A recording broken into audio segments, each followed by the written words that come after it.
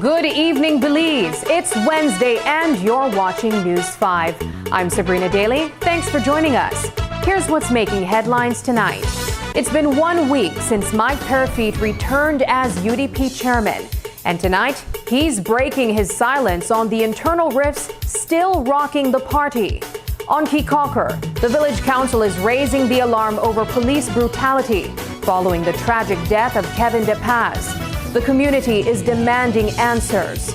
In the courts, a Belize City man has been sentenced to 17 years in prison for the rape of a female minor.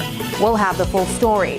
And in tonight's 5-point breakdown, we take a closer look at Fusarium, the deadly fungus threatening Belize's sugar industry. Plus, in part 2 of our conservation series, we head south to the stunning Sapodilla Keys to explore efforts to protect our marine treasures. All that and more is coming up after this short break. Stay with us.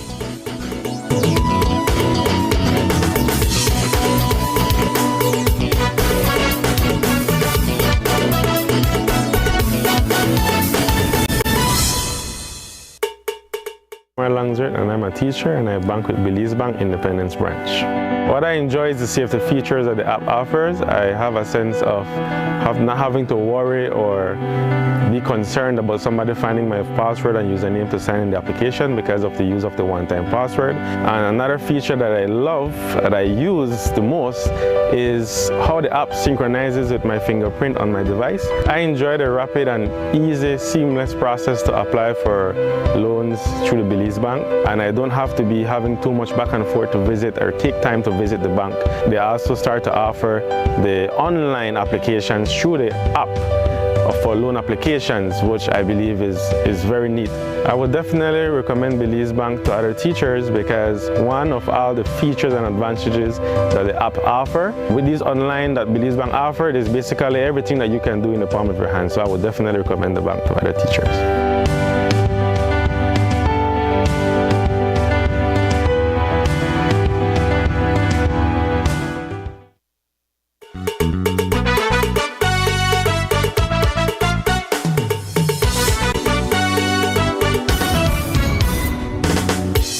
This newscast is brought to you by the Belize Bank Limited. Our country, your bank. Welcome back. Rifts within the United Democratic Party show no signs of healing. And tonight, a familiar face is stepping back into the political spotlight. But this time, with a message of both hope and frustration. UDP Chairman Michael Parafit officially re-entered the political arena last week, following what he described as a unified agreement among key party leaders, including Shine Barrow, Hugo Pat, and Alberto August. The idea is to chart a clear and cohesive path forward for a party that has faced internal divisions in recent months.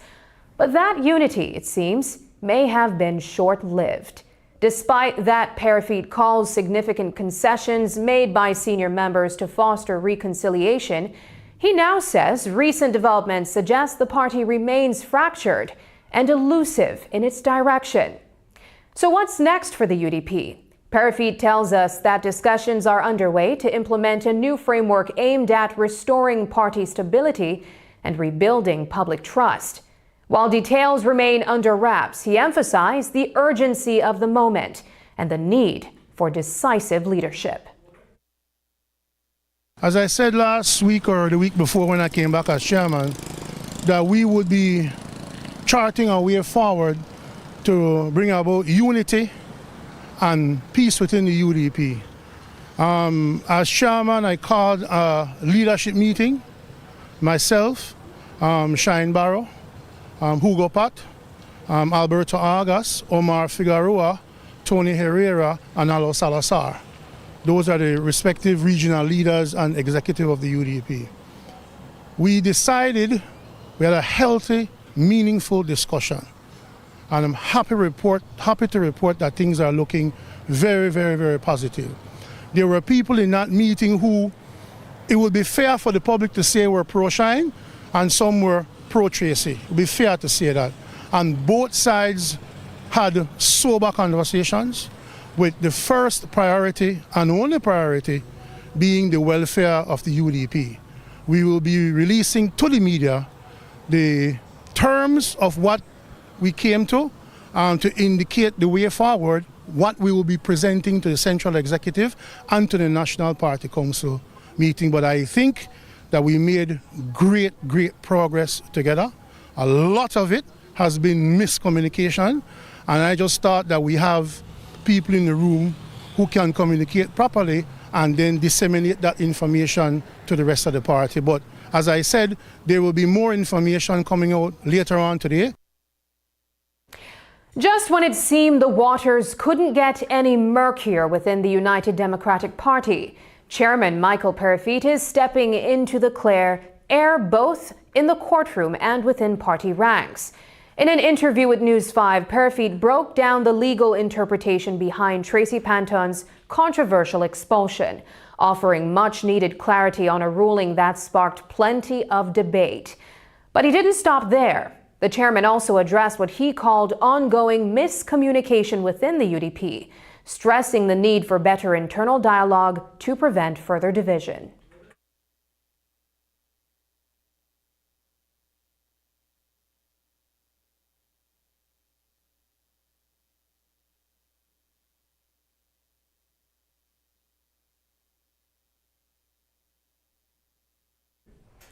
In the world of politics, private conversations don't always stay private.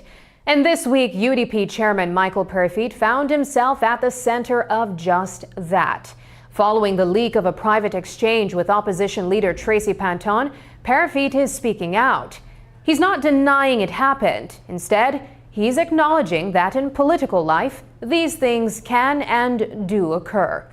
But more importantly, he's using the moment to call for something bigger: transparency and unity within the United Democratic Party. Parafit says it's time to stop the distractions and start focusing on what really matters: bringing the party together. A piece of communication was leaked between myself and Tracy Panton. I got into the media. Listen, I don't put myself on some pedestal, you know. Not even presidents of big countries in the world can stop leaks. Leaks will happen. But in the spirit of transparency and in the spirit of trying to get to a place where the UDP can be the UDP again, if it leaks, you know. It's not secret. We are a mass party. And I would love for the media to know and for the people to know every step that we're taking to get back to that place of unity and strength. So there was a communication. Was it ever my desire for it to become public? No. We're communicating between two party people, but it leaked. It happens. But nothing in there was egregious, nothing in there was a lie, and hopefully the public can see that it was an attempt to try and make peace in the party. So it is what it is. Well, that's where things stand tonight. Calls for unity, clarity, and a fresh start from within the United Democratic Party. Chairman Michael Parafit is urging members to put the past behind them and focus on reconciliation and renewed purpose. But whether those efforts will truly heal the party's internal rifts, that remains to be seen. Still, the UDP is laying out a roadmap. The National Party Council is set to meet right here in Belize City on July 12th, where they'll consider reinstating expelled members and those previously not in good standing. It signals a clear intent to rebuild trust. And that's not all. Plans are also in motion for a national convention on October 5th, with special constituency conventions happening across 15 areas throughout July. Coming up, Key Cocker Council demands justice amid rising police abuse. More when we return.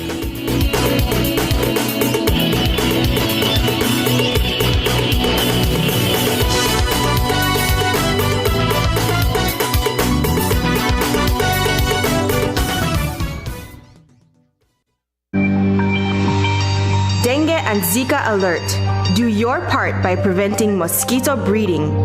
The Ministry of Health reminds the public that as we enter the rainy season, be aware of the dangers of dengue, chikungunya, and Zika. These are infectious diseases that are transmitted by the bite of Aedes aegypti and Aedes albopictus mosquitoes. These mosquitoes are most active in early morning and late afternoon. Activities that should be done to prevent dengue and Zika include: avoid having containers that can collect water in your yard. Cover water storage containers such as drums. Change the water in flower pots every 4 or 5 days. These are ideal breeding sites for the mosquito. With the elimination of breeding sites in and around the yard, dengue and Zika can be avoided. Dengue and Zika begin with sudden onset of high fever, Other signs and symptoms include rash, joint pain, eye pain. The public is also encouraged to use mosquito repellent spray or lotion on the body or clothing. Do your part by preventing mosquito breeding. A health and wellness message from your Ministry of Health.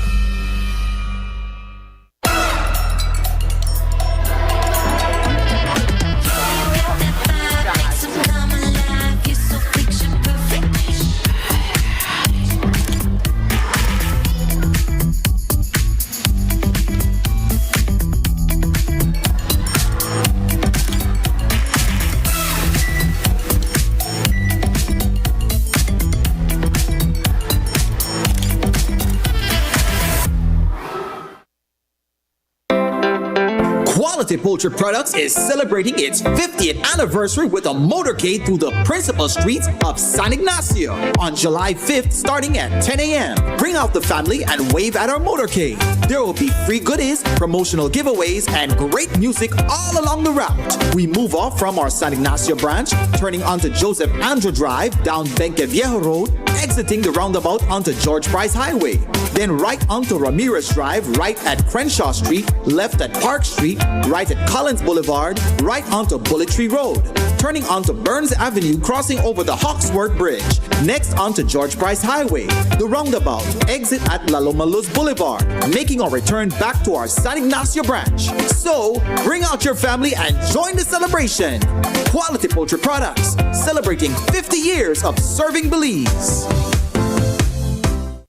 Welcome to Design Depot, where you'll find premium quality products from trusted brands, all in one place.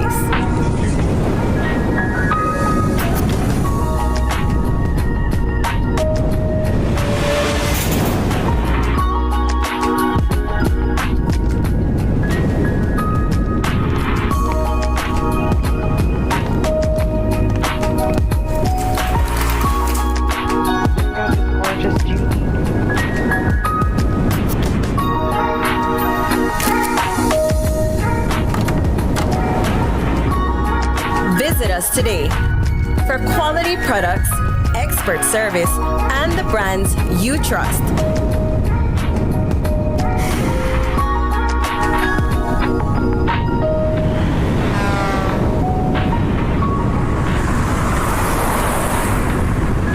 Design Depot, all in one place.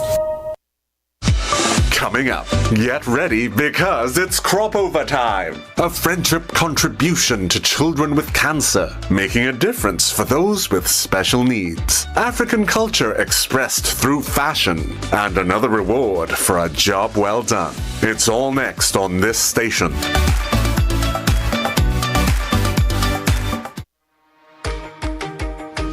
In our world that's always changing, one thing stays the same. Our promise as Smart Belize to keep you connected. Connected to the moments, the people, and the future that matter most. With every new tower, our service upgrades, and every new smile, we're keeping our promise in building more than a network. We're building a future, a family as Smart Belize. From Punta Gorda to Corozal, we are here not just as a network, but as your partner in progress. We have grown significantly over the past 20 years, and we just keep growing. Thank you for placing your trust in us. We remain dedicated to providing meaningful connections that bring value in every way that matters to you.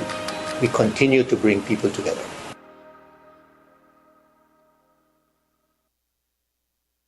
The following story is from Kikocker, where the newly re-elected village council has issued a powerful and emotional press release addressing growing concerns about police conduct on the island. In a statement released earlier today, the Kikocker Village Council expressed deep concern over what they describe as a slowly escalating level of violence and abuse of authority by local police officers, particularly toward the island's youth. The council emphasized that law enforcement should be a shield for all citizens, not just a select few. The release recalls a troubling pattern, cycles of abuse that have tragically ended in the deaths of young men from the community. A decade ago, a similar incident sparked national outrage. Now the council is calling for action once again, urging that this latest tragedy be met not with retaliation, but with resolve. We cannot remain committed against violence if we respond with violence, the council stated. Instead, they are advocating for accountability, de-escalation, and a renewed focus on what community policing should truly mean: protection for every citizen, regardless of background or behavior. It leaves no room for doubt. Breaking the law should not mean forfeiting one's right to life, safety, or dignity. The council is urging that officers who serve must do so with integrity, restraint, and a commitment to justice, not brutality. The statement ends with a reminder that wearing a badge is not just a job. It's a solemn duty to uphold the law to the highest standard. And in these difficult times, they are calling on the community to stand together, to demand better, and to ensure that Kekauke remains a safe haven for all. We'll continue to follow this story closely and bring you updates as they unfold. Tonight, a chilling case of blackmail takes center stage in the High Court. Elijah Buller, the man accused of threatening to kill his own uncle and family unless he was paid $2,000, has officially pleaded guilty. The incident, which dates back to July 2023, shook a quiet neighborhood in Belize City. And now, nearly 2 years later, Buller is facing the consequences. This morning, before Justice Nigel Pilgrim, Buller was re-indicted and once again heard the charge of blackmail read aloud. He accepted the agreed facts of the case and entered a guilty plea as part of a plea bargain with the Crown. The court confirmed that Buller's plea was made voluntarily, without pressure or promises. The details are disturbing: a loud knock at the door, a firearm raised, and a terrifying threat. You, your wife, and daughter will die if you don't give me $2,000 by Sunday. That's what Jason Reno and his wife Sheila say they endured at the hands of a man they once called family. Now out on bail, Buller is set to be sentenced this Friday, July 4th at 9 a.m. He's expected to receive a non-custodial sentence and will be ordered to pay compensation to his victims. We'll be following this story closely and we'll bring you updates as they unfold. 49-year-old Irvin Middleton has learned his fate after being convicted earlier this year for the rape of a 13-year-old girl. His sentence? 17 years, 10 months, and 27 days behind bars. Justice Nigel Pilgrim handed down the sentence today, calling Middleton a predator who abused trust and inflicted deep psychological harm on his young victim. The court heard that Middleton, more than 30 years older than the child, waited until she was alone before attacking her, an act the judge described as premeditated and deeply disturbing. The victim, now 18, bravely testified in court, recounting how her life was upended, not just by the assault, but by the emotional fallout, including being separated from her siblings and struggling academically. Her words painted a heartbreaking picture of trauma and isolation. Justice Pilgrim made it clear the court has a duty to protect children and send a strong message. Those who exploit positions of trust to harm minors will face serious consequences. Middleton's sentence was increased due to aggravating factors, including his prior convictions and lack of remorse. He will also undergo mandatory counseling and psychiatric treatment while incarcerated. This case, dating back to 2020, has now reached its legal conclusion. But the impact on the victim and the message to society will resonate far beyond the courtroom. In the fight against crime and the illegal flow of firearms across Belize, a new tool is now in the hands of law enforcement, thanks to a continued partnership with the Organization of American States. Today, the OAS officially handed over a third firearm marking machine to the Ministry of Home Affairs during a ceremony at its Belize City headquarters. Belize first received one of these machines back in 2011, followed by a second in 2023. Both are currently used by the Belize Police Department to mark police-issued weapons. But this third machine, it's expected to play a broader role in tackling and controlling firearms across the country. News 5's Paul Lopez has more on how this latest addition could help tighten the net on illegal gun trafficking. Here's that report. The Organization of American States donated a third firearm marking machine to Belize today, aimed at helping track and control guns. The machine will be used by the Firearms and Ammunition Control Board as part of ongoing efforts to fight gun violence. Minister of Home Affairs Karim Musa accepted the donation on behalf of the government. This firearm marking machine that we are receiving today, thanks to the OAS, has been used in automotive, aerospace, medical, and by heavy and light industries. It will allow the FACB to permanently mark firearms with unique identification details, such as country code, serial numbers, model information, and other identifying marks.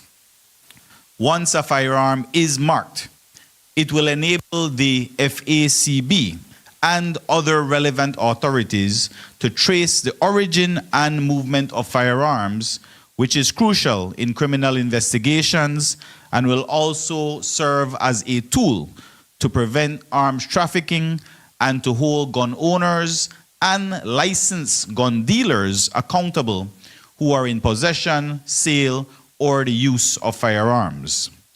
When it comes to fighting gun crime, every detail matters, and according to Belize's Deputy Commissioner of Police Bart Jones, that includes the tiny markings on a firearm.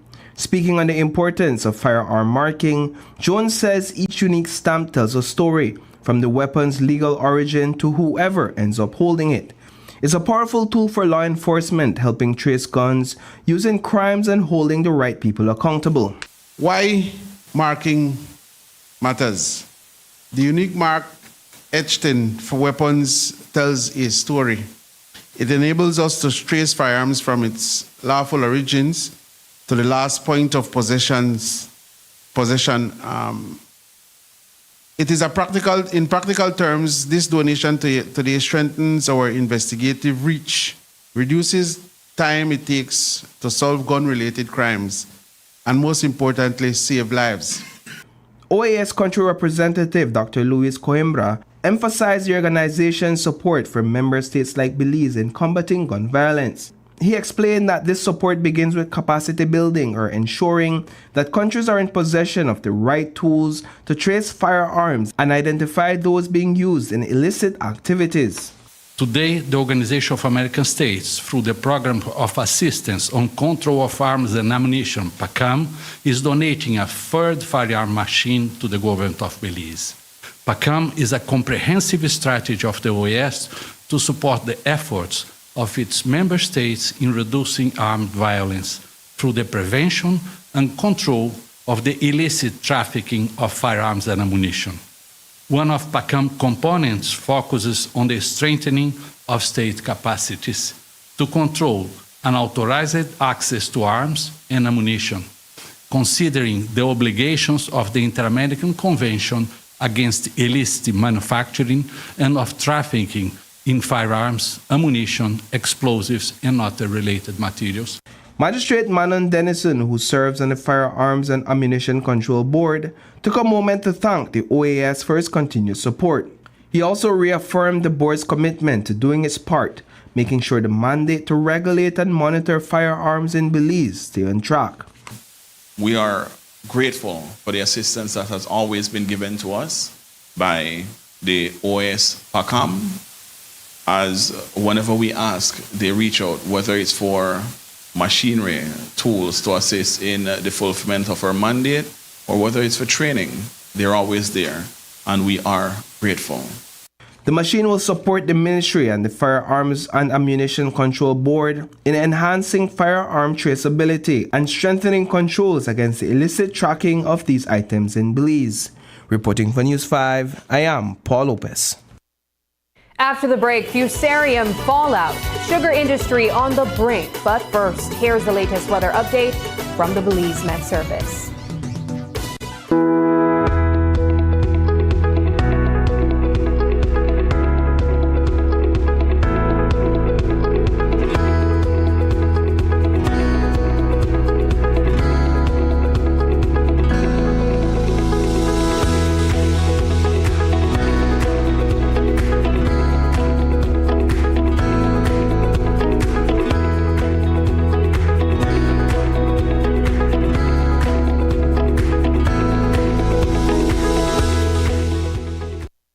My name is Leomar Langzert and I'm a teacher and I bank with Belize Bank Independence Branch. What I enjoy is the safety features that the app offers. I have a sense of not having to worry or be concerned about somebody finding my password and username to sign in the application because of the use of the one-time password. And another feature that I love, that I use the most, is how the app synchronizes with my fingerprint on my device. I enjoy the rapid and easy, seamless process to apply for loans through the Belize Bank, and I don't have to be having too much back and forth to visit or take time to visit the bank.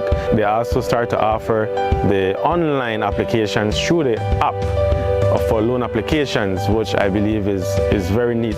I would definitely recommend Belize Bank to other teachers because one of all the features and advantages that the app offer with these online that Belize Bank offered is basically everything that you can do in the palm of your hand. So I would definitely recommend the bank to other teachers.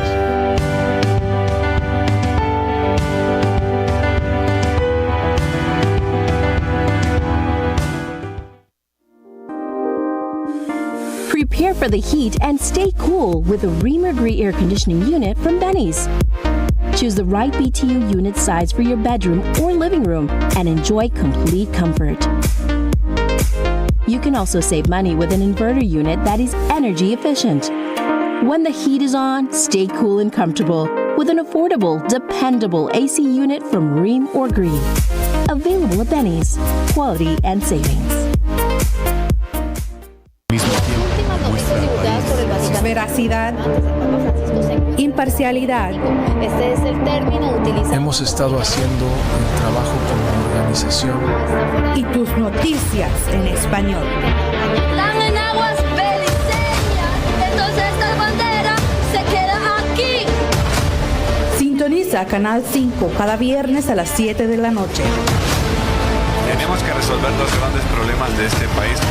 Su voz importa, su acción cuenta. Transfusión sanguínea, elementos que indican un deterioro evidente del estado de salud. Somos Noticiero 5 Semanal. Perdió la vida en un heroico intento de proteger a su hermano. El Tribunal de Magistrados de la ciudad de Belice se paralizó. La policía está investigando 2 asesinatos separados. Tu fuente de información.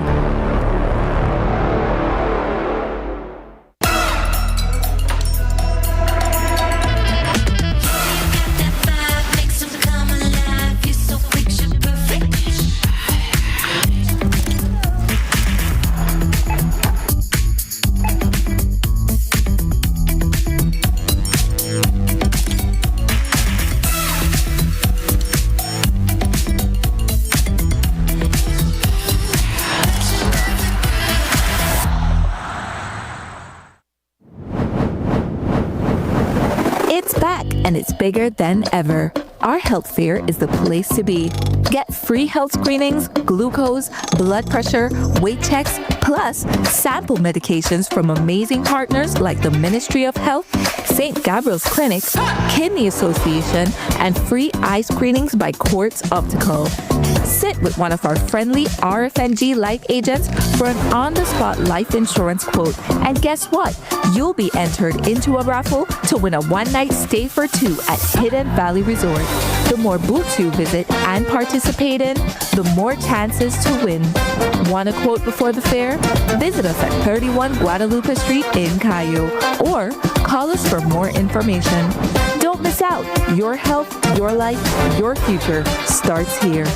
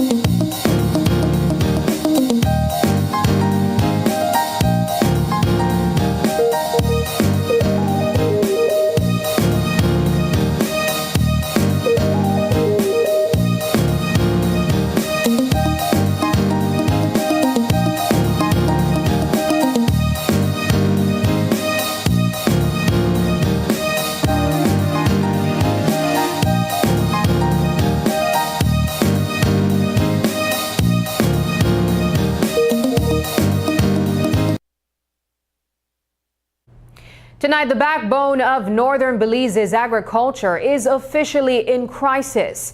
In a rare and urgent move, the 4 major sugarcane producers associations have come together to declare a state of emergency in the sugar industry.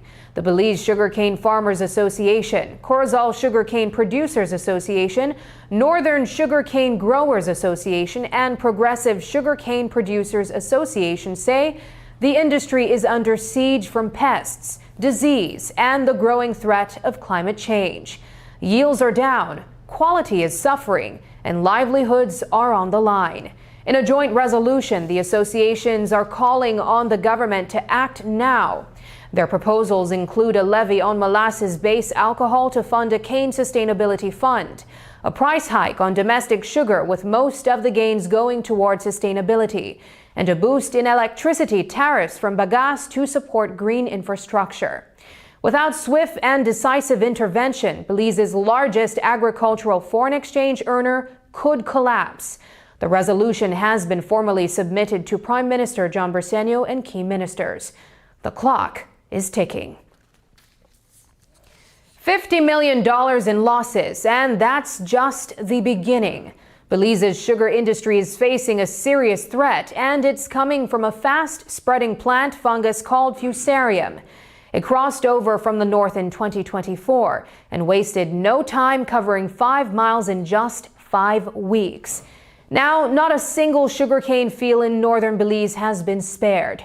So what exactly is Fusarium? How does it wreak havoc so quickly? And more importantly, what's being done to stop it before the next crop is wiped out? News 5's Paul Lopez breaks it all down in this week's 5-point breakdown.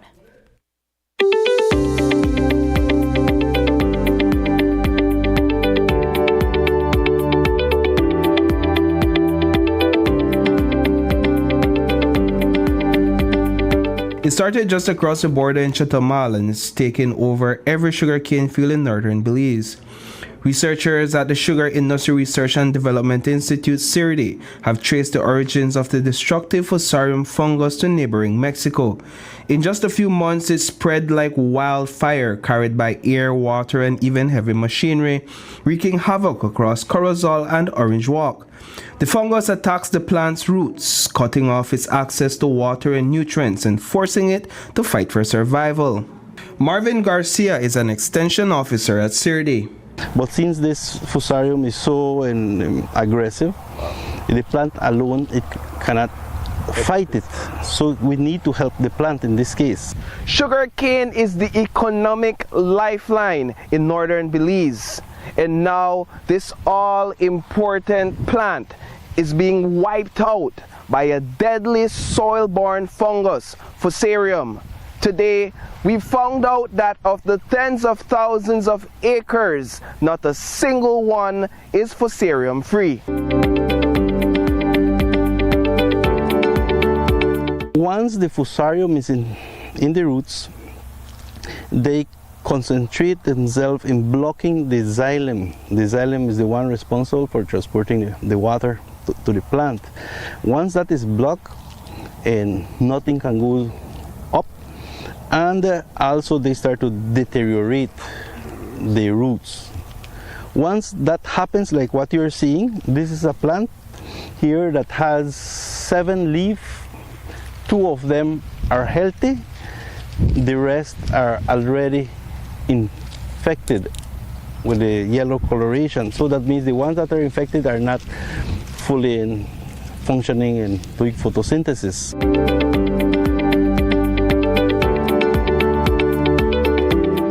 There's growing concern in the sugar industry and stakeholders are sounding the alarm.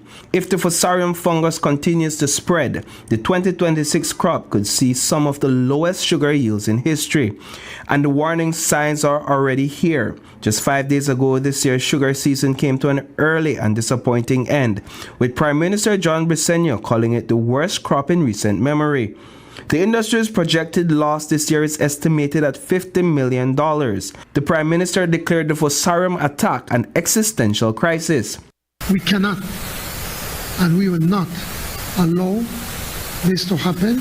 what happened to the citrus industry in the north, south, to happen to our sugarcane farmers in the north. The Minister of Agriculture, Jose Mai, says the worst may be ahead of us. We expect that those fields that are showing right now mild chlorotic symptoms will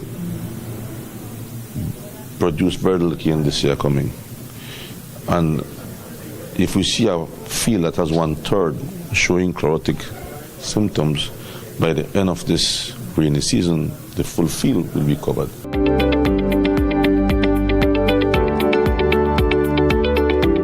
Farmers who rely on bank loans to grow sugarcane are feeling the pinch. With crops dying and yields dropping, many are struggling to cover basic needs like education and household expenses. On Monday, 4 sugar associations came together with a clear message. The industry is at a breaking point. They're now calling for higher prices on molasses, local sugar, and electricity generation to help offset their growing losses. As we speak right now, today is them, and this fusarium is spreading over. Nothing is being done. So if we don't do anything right now, if we don't get the assistance is needed, then we will end up with a sugar industry where we don't have any production. How will they service their fields? How will they feed their families? Right, that is something that the government or the authorities should look after. No, how this year or how future years will be treated.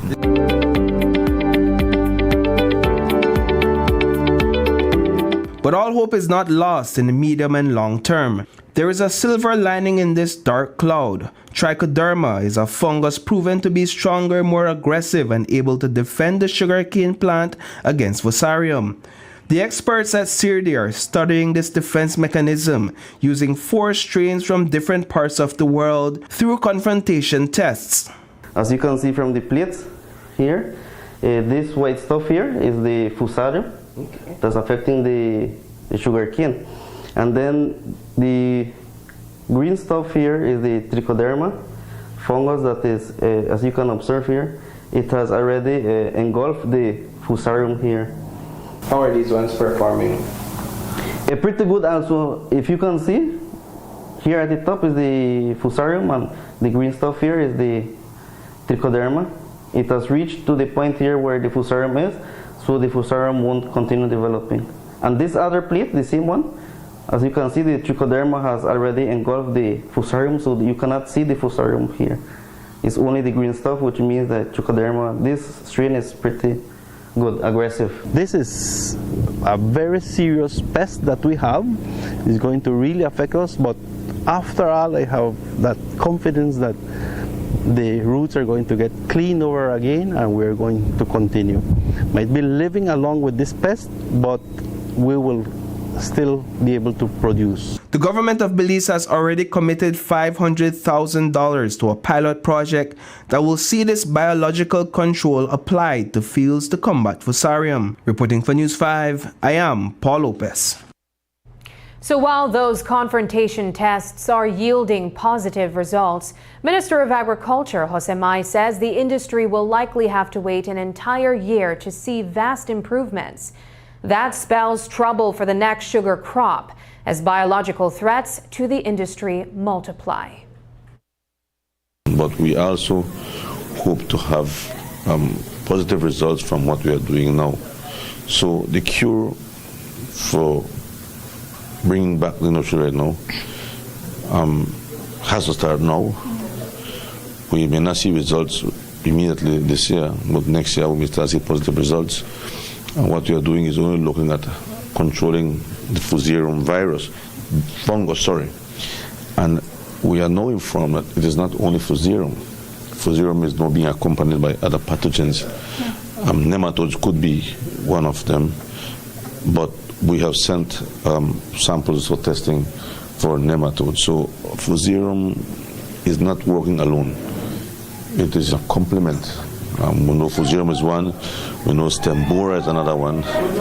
We suspect nematodes, but we have sent samples for testing. But yes, the situation is serious. When we return, protecting Sapodilla Keys one patrol at a time.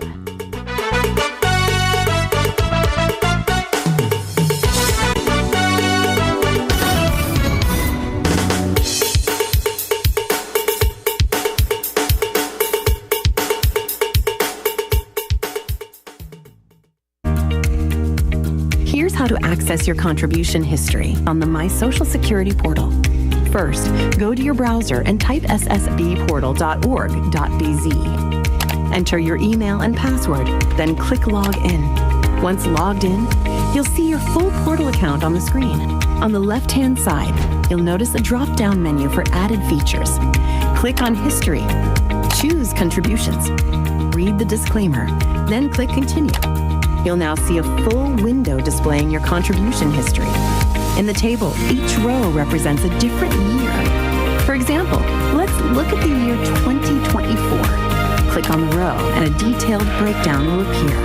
This breakdown includes your employer's name, your earnings for each month and week, contribution type, the amounts paid, and that's how you can explore the new contribution feature on the My Social Security portal.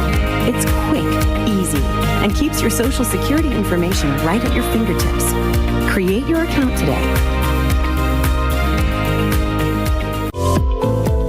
Unwrap the joy of crystal clear picture and sound from Iowa, the brand that offers you affordability and exceptional quality. Iowa has a wide range of exceptional products to choose from, such as TVs, speakers, headphones, home appliances, and much more at affordable prices that won't break the bank. Enhance your audio-visual entertainment experience with Iowa, and for your convenience, parts are readily available in country for hassle-free maintenance. You can find Iowa products at your local electronics store countrywide. Choose Iowa, the best in home entertainment and household appliances. This is where blue innovation meets green ambition and orange creativity thrives. Join us for the Belize Investment Summit 2025, September 3rd to 5th at the Sunset Caribe in San Pedro. This is the future of regional integration, and it starts here. Whether you're returning home, expanding regionally, or entering new markets, Belize welcomes you. Why Belize? Why now? Belize Investment Summit 2025, Bridging Markets, Building Resilience. September 3rd to 5th, Sunset Caribe, San Pedro. Visit investmentsummit.bz to register and be part of shaping the investment frontier. Coming up, get ready because it's crop over time. A friendship contribution to children with cancer, making a difference for those with special needs. African culture expressed through fashion, and another reward for a job well done. It's all next on this station.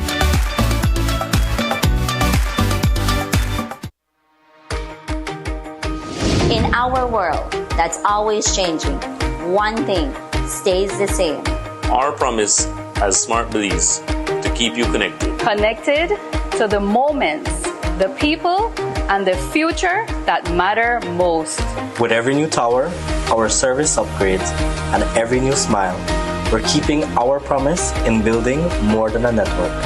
We're building a future, a family as Smart Belize. From Punta Gorda to Corozal, we are here not just as a network, but as your partner in progress.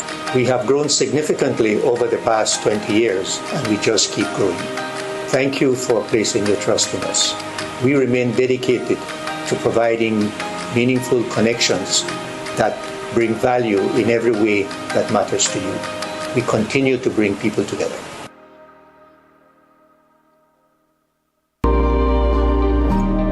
Measles is a virus that is highly infectious and spreads through the air when an infected person coughs or sneezes. It often starts with a fever, cough, runny nose, and red, watery eyes, followed by a rash that spreads all over the body. Measles can cause serious complications. But here's the good news. Measles is preventable. The safest and most effective way to protect your child is through vaccination. The MMR vaccine is safe and available at your nearest health centers and clinics. Let's keep our families and communities safe. Get vaccinated. Stay protected. Brought to you by the Ministry of Health and Wellness in partnership with PAHO and UNICEF.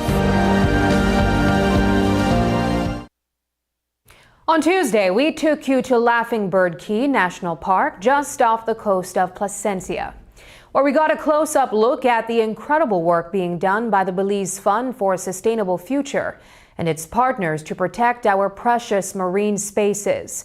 Well, tonight we're heading even further south, this time to the breathtaking Sapodilla Keys Marine Reserve. There, with support from the Belize Fund, the Toledo Institute for Development and Environment, and the Belize Coast Guard, a dedicated team is working tirelessly to safeguard not just Belize's borders, but the rich natural treasures they hold. News 5's Brittany Gordon has the story.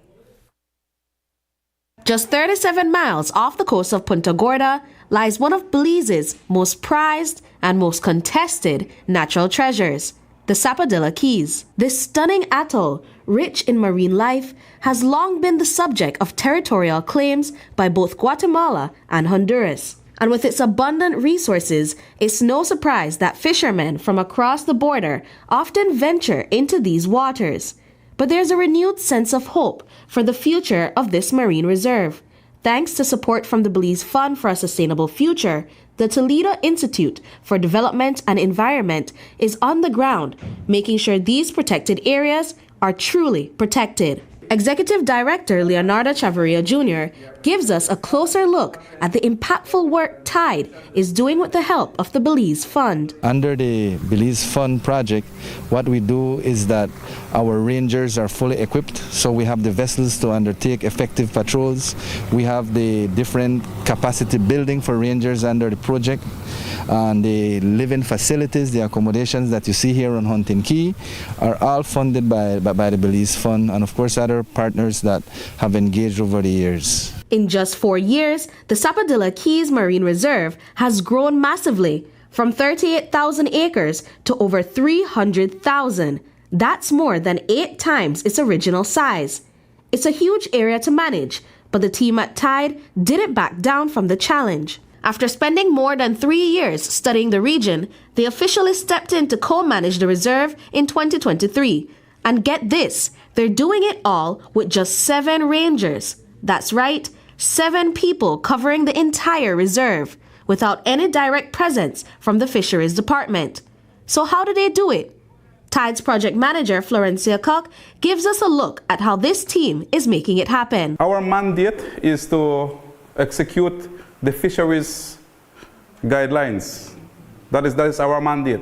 So in terms of anything that has to do with illegal entry, that goes channeled down to the immigration officer. Anything else, immigration officer or the Coast Guard, because again, the Coast Guard also has a mandate as us. If we are not present here, the Coast Guard has the legal authority to make arrests. The same for the immigration, right? So anything else that falls under the fisheries, it is us that conducts. Protecting the Sapodilla Keys Marine Reserve isn't without risk. Many of the fishers who cross into Belizean waters are armed and may resist arrest. That's why Tide teams up with the Belize Coast Guard. Twice a day, 2 Coast Guard officers join Tide patrols to help keep the team safe. Lieutenant Alan Armstrong explains the vital role they play in these joint operations. We also conduct what we call the Operation Lighthouse, or better known as the Dotted Line Patrol. This Dotted Line Patrol is whereby we conduct patrols from here out at Hunting Key all the way to Sarstoon. This is along the equidistance line. So this is patrols that is conducted at least 4 times for the month, so it's 1 per week. Beside from that, we also conduct what we call the Corona Reef Patrols as well. The Corona Reef Patrol, or better known as the Cayman Crown Patrol, is also conducted once per week. So these patrols are conducted 4 times for the month as well. So we're looking at 8 patrols that the Coast Guard does within the Cayman Crown and then along the dotted line for the entire month. It's one of the most beautiful and most vulnerable locations in Belize's southern waters. The Cayman Crown area of the Sapodilla Keys sits right along the border with Guatemala, and that makes it a hotspot for illegal fishing. In just the past 2 years, authorities have intercepted 98 vessels and seized 17 pieces of illegal fishing gear, including gill nets and long lines. Many of them trace back to this very area. One of the primary concerns that we have is the issue of this, by nature, it's a transboundary area. So we have a lot of illegal fishing that is carried out by our Guatemalan and Honduran neighbors. So we have fishing communities from Guatemala and Honduras who are in close proximity, about 45 minutes from here, and then they engage in illicit fishing activities. So they use gill nets, which are very destructive. They use long lines. They do night fishing. They use illicit spears, for example. And so these type of things are already major concern to us because they do not fish like us Belizeans. These people, we have like hundreds of fishers that are utilizing these waters and doing so illegally. So far this year, the Belize Coast Guard has hauled in over 15,000 feet of gill nets. That's roughly 100 nets taken out of our waters. And they're not doing it alone. With support from the Belize Fund through the government's Strategic Allocation Program, the Coast Guard has stepped up its game. They've added 2 high-tech drones to their toolkit. These can soar up to 13,000 feet and cover distances of up to 110 miles, giving them a serious edge in spotting illegal activity from the sky. Of recent, we've been using it mostly in the what we call Area 2 down south, which is by Barranco. So the drone team would then use these drones to go out, monitor the area, and once we encounter or see any Guatemalan fishers in the area, then of course the patrols would then go out and then intercept these vessels. Thanks to support from the Belize Fund, Tide now has a powerful long-range camera stationed on Hunter's Key. It can spot activity up to 10 miles away, day or night. On days when the sea is too rough for patrols, this camera becomes an extra set of eyes on the waters, helping protect Belize's marine reserve even when boats can't be on the ground. The Belize Fund has also provided the Belize Marine Protected Areas Network, of which Tide is a part of, with a allocation for ranger salaries for an additional 3-year basis. So, in other words, the Belize Fund currently pays rangers working out here, and likewise we have a big project that is about to complete in the next year or so, and we are eligible to reapply for another project. From north to south, Belize's ocean spaces are getting a boost thanks to the Belize Fund. Whether it's protecting coral reefs, supporting marine patrols, or funding high-tech tools, BFSF is helping organizations across the country keep our waters safe, healthy, and thriving. Brittany Gordon for News 5. Up next, Belize launches first National Biodiversity Dialogue. Electricity is evolving, and BEL is leading the way with smarter connections across Belize. Meet AMI, Advanced Metering Infrastructure. It's not just a meter, it's a smarter way to manage power. Smart meters record your energy use in real time and securely send the data to BEL. Key customer benefits include real-time insights into energy usage, improved home energy planning, integration of solar, battery, and EV technologies, and innovative customer service solutions. Get ready! AMI is coming soon to municipalities across Belize, including the Keys, to give you more control and reliability. BEL, bringing you a brighter tomorrow. Angela's Press celebrating Belize 140 years. So come on, enjoy all the great deals. Back to school, the best quality for less. From June 16th to August 30th. Enjoy great deals you won't forget. So many years of serving the people of Belize. Yes, that's Angela's Press. As we went back to school from June 16th to August 30th. Back to school. Win cash on every Tuesday. 10% off on every Tuesday. So when them ask, just tell them that we going back to school. Win a office makeover and 1,000 cash. Back to school, scratch and win. Everybody just come in. Going back to school. It's Angela's Press anniversary. Everybody come, enjoy great deals. From June 16th to August 30th. Enjoy great deals. It's Angela's Press 140th anniversary. Come out, come in and enjoy great deals. As we going back to school from From June 16 to August 30th, back to school. Come win cash every Tuesday. We're back to school. 10% off on every Tuesday. So when them ask, just tell them that we're going back to school. Stop wasting your time and money.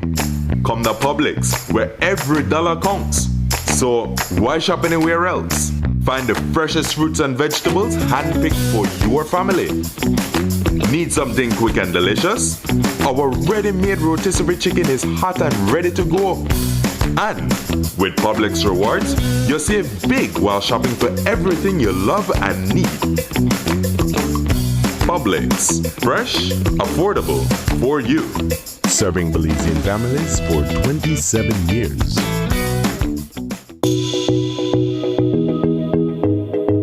In Belize, change isn't just coming, it's already here. When people have tools, knowledge, and power, they build the future they want. This is what a game-changing partnership looks like. Equal, lasting, and led by the next generation.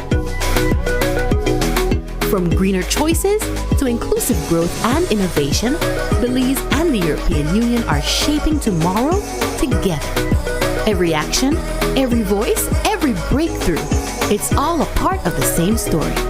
Game changers, empowering the future. Follow the EU in Belize to discover the game changers.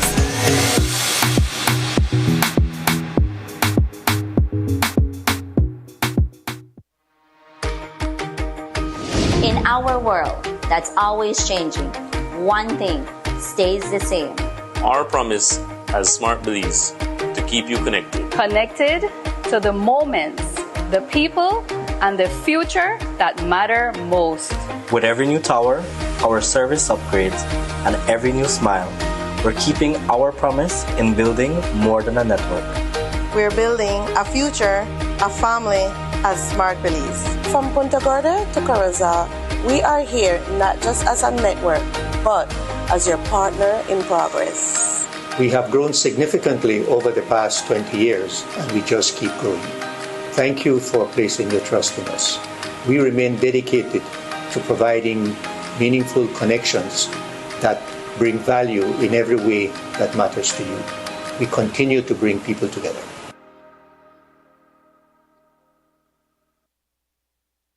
Today, the National Biodiversity Office, under the Ministry of Sustainable Development, launched its very first National Biodiversity Dialogue.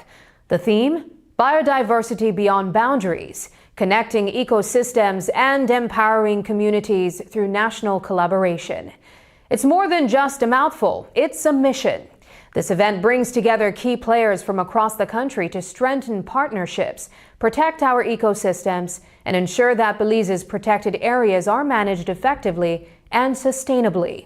News 5's Brittany Gordon was there and brings us the story. There are no borders when it comes to nature. Across Belize, hundreds of ecosystems are linked, not just by plants and animals, but by the people working hard to protect them. These natural networks provide vital resources, and it's the efforts of conservationists that help keep them thriving. Today marked the kickoff of the National Biodiversity Office's first ever National Biodiversity Forum, a space where those on the front lines of conservation came together to share ideas, tackle challenges, and align their goals. Saul Cruz, director of the National Biodiversity Office, explained why this kind of collaboration is more important now than ever. Really, what the National Biodiversity Office is looking forward to is just having an open dialogue where we share a lot of what we've been doing for in terms of our national policies, structures, and governance, but really also to provide a space for our unsung heroes to also provide some updates and some information in terms of what they're doing, some of the challenges, some of the achievements, and some of the opportunities for collaboration and partnership. Really, the theme is just built around that. How do we strengthen partnership? How do we strengthen collaboration from government to our NGOs and to our protected area managers, and even amongst government entities? And so it's really focused around strengthening partnership, strengthening collaboration. And one way that we see that coming is through just information sharing, showing everybody what is it that we're doing and what our plans are for the next coming years. The two-day forum drew participants from the north to the south of Belize. Valdemar Andrade, Executive Director of the Turnef Atoll Sustainable Association, TASA, explains that his participation is a testament to TASA's dedication to protecting marine spaces and the industries that depend on them. The marine environment itself contributes billions of dollars in terms of the Belize economy. I mean, in 2024, the tourism industry alone was $1.24 billion. And so all of that is based on the biodiversity, right? So that's based on diving, snorkeling, fly fishing, those industries that contribute to the economy and that employ Belizeans. I think it was almost about 25,000 people that were employed through the tourism industry. There are another 3,000 fishers that are employed through the fishing industry. And there are also about 15,000 families in northern communities, southern communities, and across this country that depend on fishing, for example. The forum is the first of its kind for the National Biodiversity Office, NBO, drawing attendees from government ministries, co-management partners, civil society, and academia. According to Cruz, the event comes at a crucial time for conservationists. This is the very first event. The National Biodiversity Office has been created in 2020, and from since then we've not been able to have this sort of a national dialogue, and so it's very, very critical at this point in time. It's very important in terms of ensuring that we have a very strong communication and collaboration process with all our partners. Protecting Belize's natural beauty isn't just about passion; it's about planning.